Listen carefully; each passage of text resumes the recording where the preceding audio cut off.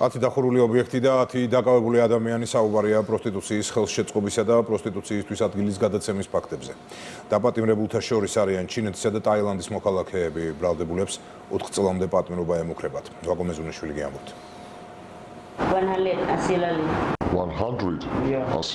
10 დახურული ობიექტი და ამდენივე დაკავებული. ცენტრალურმა კრიმინალურმა პოლიციამ თბილისში მასშტაბური ღონისძიების დროს პროსტიტუციაში ჩართული ჩინეთის და ტაილანდის მოქალაქეები დააკავა. საქმეზე ჩატარდა ათობით ფარული აუდიო ვიდეო ჩაწერა, რითაც ბრალდებულების დანაშაული დასტურდება. ამოღებულია სავარაუდოდ პროსტიტუციის ხელშეწყობის შედეგად მიღებული ფულიც. 36 წლის ლინეი ჰანგი საქართველოში 2 წლის წინ ჩინეთიდან ჩამოვიდა. 2025 წლის დასაწყისში თბილისში იქირავა ფართი, სადაც სილამაზის სალონი გახსნა. გამოძიების ინფორმაციით ამ ფართში კლიენტებს სექსუალურ მომსახურებას უწევდნენ. ჰანგი ობიექტის ადმინისტრატორი იყო, მან ბრალი აღიარა. მოსამართლე ლელა მარიდაშვილმა დაცვის მხარის შუამდგომლობა გირაოს თაობაზე არ დააკმაყოფილა და ჩინეთის მოქალაქეს პატიმრობა შეუფარდა.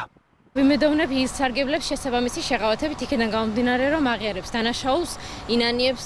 ბრალდებულთა ნაწილი დანაშაულს აღიარებს, ნაწილი თავს უდანაშაულოდ მიიჩნევს, ზოგიერთი კი დუმს. გამოძიება დაუვა პროსტიტუციის ფართის დაცვას. და დანაშაულს აღიარებენ. კი, დანაშაულს აღიარებენ. ერთი იცავს ბატონო დუმილის უფლებას, ორი აღიარებს. მე ვიცავ ტაილანდელ მოქალაქეს ქალბატონს, რომელსაც განაცხადა პროსტიტუციის ხელშეწყობა. ისეთი არაძალადობრივი მოქმედების განხორციელება, რომელიც ხელს უწყობს პირების პროსტიტუციაში ჩაბმას, მონაწილეობას პროსტიტუციისათვის ადგილის გადაცემით. ჩემი დაცვის მეშვეობი არ ეთანხმება წარდგენილ ბრალდებას.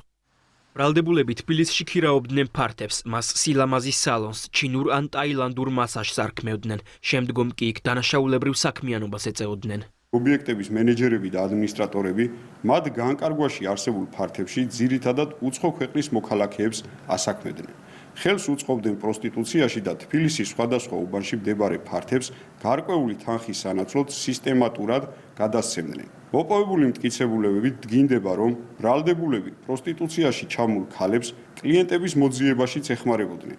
სანაცვლოდ კი გაწეული მომსახურეობიდან მიღებული თანხის ნაწილს თავადაც იღებდნენ. მტკიცებულებებით ასევე დასტურდება, რომ ობიექტების ძირითად შემოსავალს პროსტიტუციის ხელშეწყობის შედეგად მიღებული თანხა წარმოადგენდა. პროსტიტუციის ხელშეწყობა და პროსტიტუციისთვის ადგილის გადაცემა 4 წლამდე პატიმრობას ითვალისწინებს.